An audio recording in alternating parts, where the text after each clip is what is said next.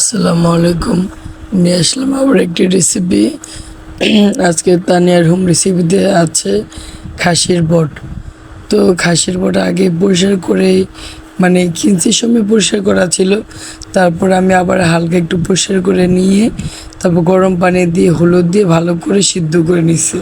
নিয়ে ভালো করে কেটে নিছি, নিয়ে আপনার মশলাটা আসলে মাখায়া বসায় দিছি। শরীরটা ভালো ছিল না, মাখায় বসা দিছি, এখন কষাচ্ছি। তো ভাবছিলাম আসলে দুই একদিন গরম করব, মানে পুরা পুরা জাল দেব, তাহলে আর কি খেতে ভাল লাগবে।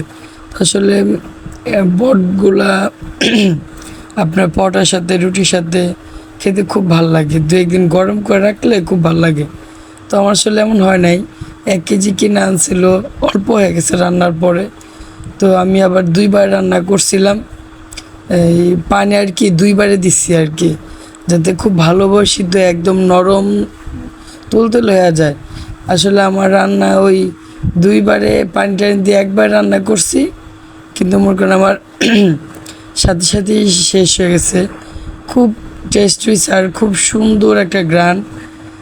মানে 2 দিন রেখে যদি খেতে পারতাম তাহলে এটার টেস্ট আরও ভালো হতো। আপনারা চেষ্টা করবেন 2 একদিন রেখে খেতে, তাহলে এটা মানে ভালো লাগবে খেতে। আসলে প্রথম দিনই ভালো লাগে না, কিন্তু মানে রান্না যদি ওইভাবে করা যায় তাহলে খাওয়া যায়, কিন্তু আপনি 2 একদিনটা যদি একটু গরম করে খান তাহলে ভালো লাগে।